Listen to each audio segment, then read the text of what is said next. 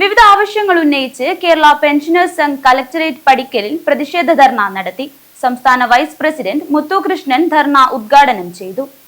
12ാം pension പരിഷ്കരണം ഉടൻ നടപ്പിലാക്കുക, മെഡിസെപ്പ് അപാകതകൾ പരിഹരിക്കുക, പെൻഷൻ പരിഷ്കരണം അട്ടിമറിക്കാനുള്ള നീക്കം ഉപേക്ഷിക്കുക, 2 ഗഡു DA ക്ഷാമബത്ത കുടിശ്ശിക അനുവദിക്കുക, 2021 ജനുവരി 1 മുതലുള്ള DA 294 മാസത്തെ കുടിശ്ശിക അനുവദിക്കുക തുടങ്ങിയ ആവശ്യങ്ങൾ ഉന്നയിച്ചാണ് Kerala State Pensioners Sangh collectorate പടിക്കൽ പ്രതിഷേധ ധർണ സംഘടിപ്പിച്ചത്.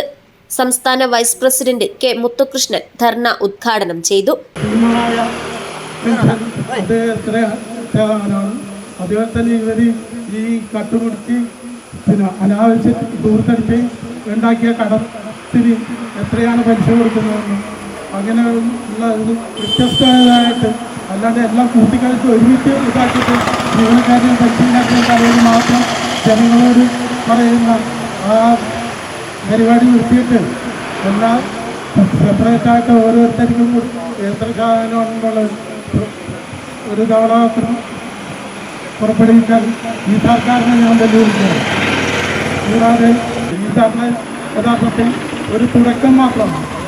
നമ്മുടെ ജീവനക്കാർക്കും പെൻഷൻകാർക്കും മോദനീയമായ എല്ലാ അവകാശങ്ങളും തിരിച്ചു വരുത്താൻ നമ്മളുടെ സംഘടനകൾക്ക് അതിനുള്ള കരുത്തുണ്ട്. നമ്മളത് തെളിയിച്ചിട്ടുള്ളതാണ്.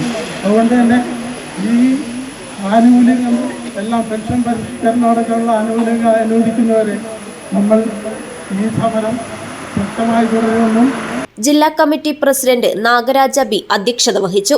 NGO സംഘ് ജില്ലാ പ്രസിഡന്റ് രഞ്ജിത്ത്, സംസ്ഥാന സെക്രട്ടറി അശോക് ബാദൂർ, സംസ്ഥാന സമിതി അംഗങ്ങളായ ഈശ്വർ റാവു, ദിലീപ്, ജില്ലാ ട്രഷറർ നാരായണൻ മാസ്റ്റർ എന്നിവർ സംസാരിച്ചു. ജില്ലാ സെക്രട്ടറി കുഞ്ഞിരാമൻ കേളോത്ത് സ്വാഗതവും കാസർഗോഡ് ബ്ലോക്ക് സെക്രട്ടറി രാജേന്ദ്ര കുണ്ടാർ നന്ദിയും പറഞ്ഞു. News bureau, Kasaragod.